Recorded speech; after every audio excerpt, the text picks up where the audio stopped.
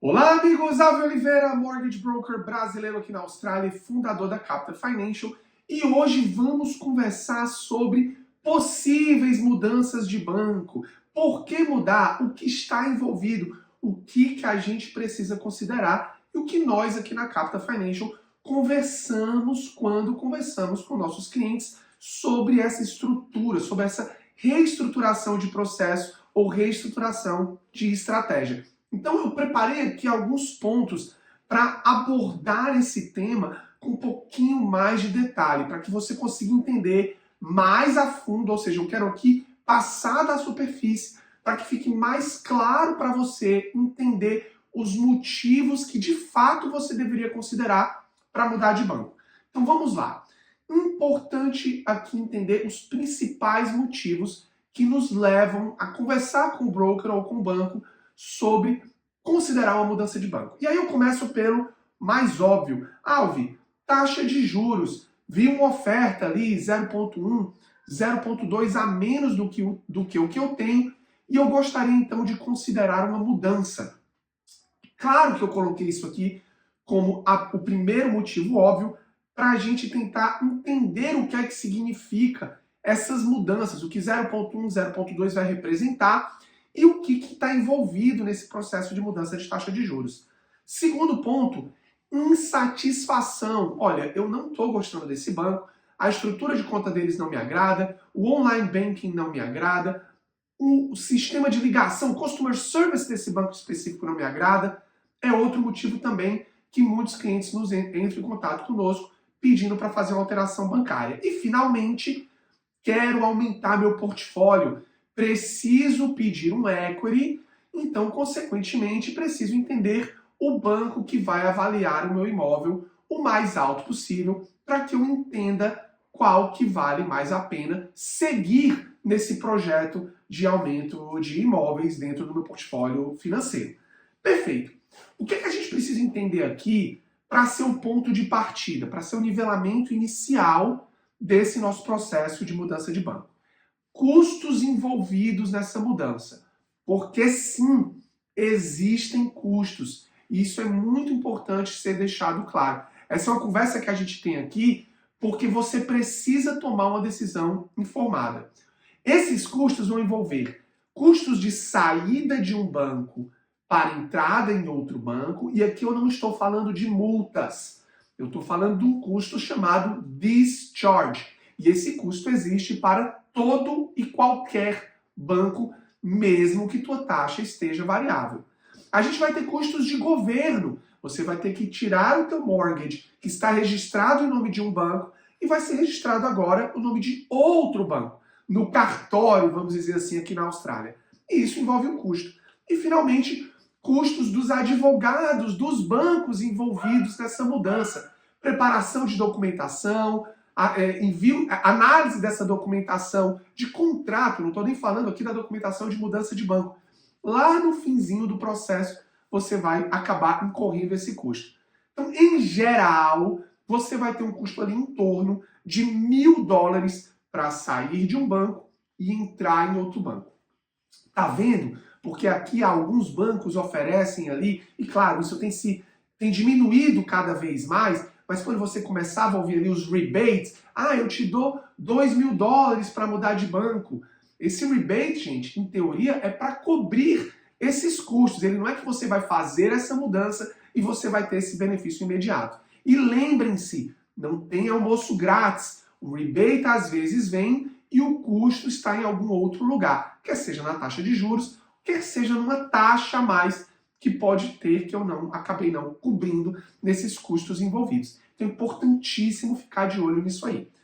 Muito bem, entendido que essa mudança envolve em torno de $1.000 e o processo de mudar de banco, ele é um processo de refinanciamento. Então ele é um processo que vai envolver toda a documentação, ele vai envolver tudo muito similar ao processo que aconteceu quando vocês compraram o imóvel de vocês, tá? Então é importantíssimo entender que vai ter sim um trabalho envolvido nessa transação, vai ter um consumo de tempo. Outra coisa que é importante deixar muito claro, refinanciar significa necessariamente a mudança de banco.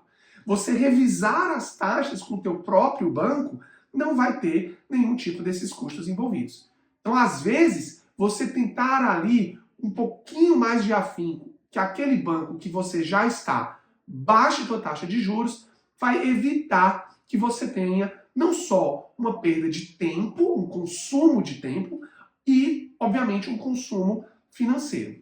Mas, Alvi, tudo bem, eu estou vendo ali, tem ofertas de até 0,3 de diferença, eu estou ali com uma taxa de 5,6, tem bancos me oferecendo 5,3, é uma diferença muito grande, eu gostaria de considerar essa mudança.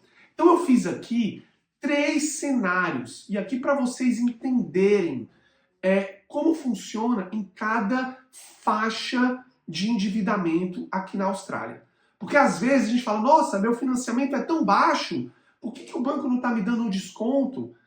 Muito bem, se a tua dívida é em torno de 600 mil, e aqui eu coloco 600 mil porque ela é uma dívida média para quem comprou um imóvel ali nos últimos 5 anos, tá?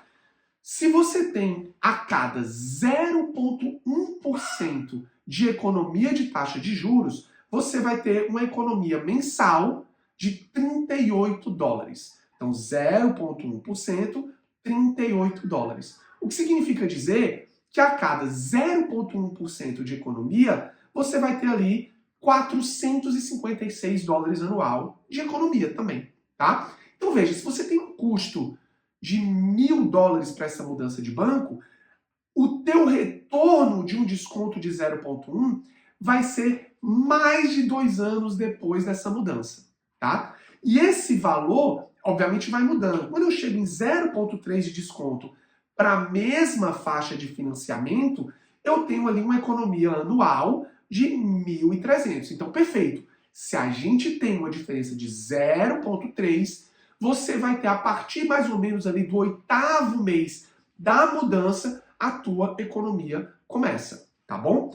Quando a gente vai para 1 milhão, faixa de financiamento de 1 milhão de dólares, uma economia de 0,2% vai te gerar 1.500 dólares de economia no ano, tá? Ou seja, de novo, a partir ali do 8º mês que vai começar a fazer diferença. Então a gente precisa entender se essa mudança você está fazendo para um longo prazo, ou seja, não, vamos mudar, vamos ficar aí pelo menos uns 3 anos com esse novo banco, ou se você está sempre pensando, não, todo ano eu quero estar mudando de banco. Então você vai estar sempre economizando ali 500 dólares no ano, né, nesse cenário, todo ano. Então a gente precisa entender aí o custo-benefício dessa transação. E se vale para você, perfeito, mas a intenção aqui é exatamente te abrir esses números. E finalmente, para você que tem ali um imóvel num cenário mais alto, numa dívida de 2 milhões, aqui sim, qualquer 0,1 faz uma diferença. 0,1% numa economia de 2 milhões já vai te gerar um benefício de 1.500 dólares anual.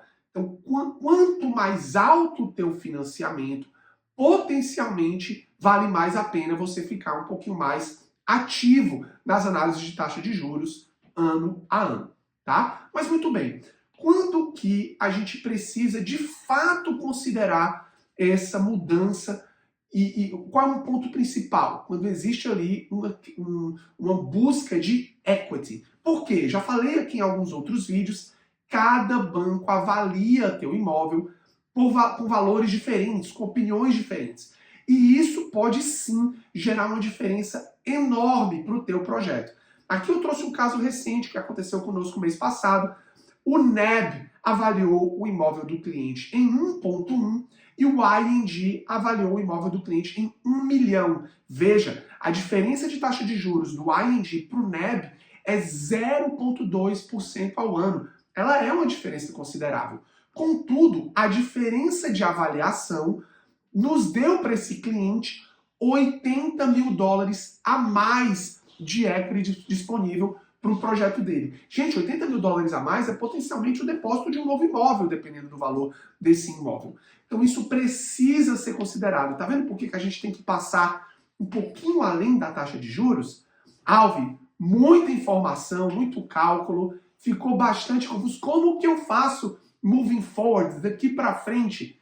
É por isso que estamos aqui na Capital Financial. Nós somos um time de 4 brokers e estamos fazendo ativamente todo ano uma análise com nossos clientes existentes, de onde eles precisam ir, para onde eles querem chegar. Podem contar conosco para esse processo. Ficou com dúvidas? Não deixe de comentar aqui, compartilhe esse vídeo com alguém que você acha que vai se beneficiar dessa informação.